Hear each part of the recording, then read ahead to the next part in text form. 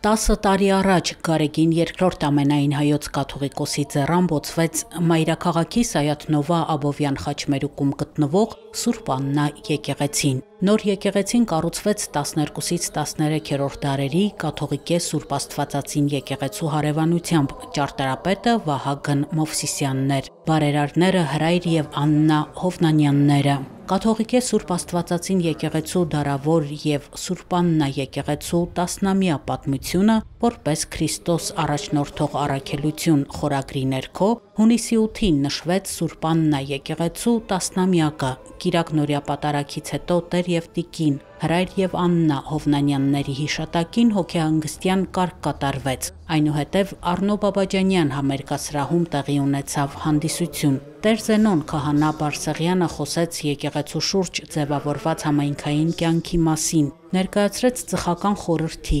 երիտասարդաց տիկնանց միությունների գործունեությունը, իրականացվող քարոզչական ու սոցիալական ծրագրերը։ Այդ գործունեության շնորհիվ է, որ Տիրոջ ողորմությամբ Սուրբ Աննա եկեղեցին միշտ լեցուն է իր հավատացյալներով, իր համայնքով, որը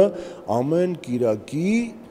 ճաշակում է Տիրոջ մարմինը ու արյունը հավիտենական կյանք ունենալու համար։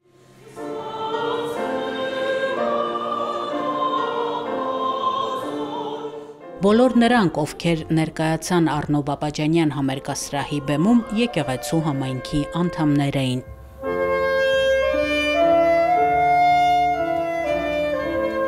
Սաքսոֆոնահար Անդրեաս Մկոյանը սպասավորում է եկեղեցում, խորան է բարձրանում։ Նա Սուրբ Աննա և կաթողիկե Սուրբ Աստվածածին եկեղեցիների երիտասարդաց միության փոխատենապետն է։ Ստացել եմ հոգևոր դաստիարակություն, ըստ իս նա նաև կապ ունի, որ շատ մեծ տեղ ունի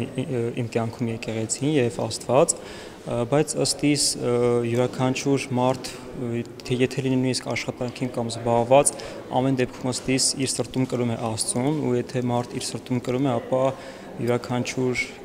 ամենաթեթև վայրկյանները, ժամները ինքը տրամադրում է Աստծուն և նաև եկեղեցուն։ Արմինե Գաբրիելյանը ամուսնու հետ հանդիսությունների, ընտանեկան ու կորպորատիվ միջոցառումների կազմակերպմամբ է զբաղված, ստուդիա են հիմնել։ Բազմազբաղ չի խանգարում, որ կիրակի օրերը 3 զավակների հետ միասին եկեղեցում լինի։ Եկեղեցու տիկնանց միության անդամ է։ Ամուսինս տղաս խորան են բարձրանում, աղջիկս երգչախումբ։ Ես էլ փոքրիկիս հետ մասնակցում եմ պատարագներին։ Բացի շաբաթվա մեր առօրյա հարաբերությունները մեր հարազատների հետ, շաբաթվա մեջ այդ մեկ օրը այնքան ջերմորեն հանդիպում ես հավատացյալներին, այնքան մեծ սեր ու էներգիա ես ստանում նրանցից, մեծ օրհնություն ես ստանում հոգևորականներից ու իրապես խնամք, ես կասեմ խնամք, այո, որովհետև հենց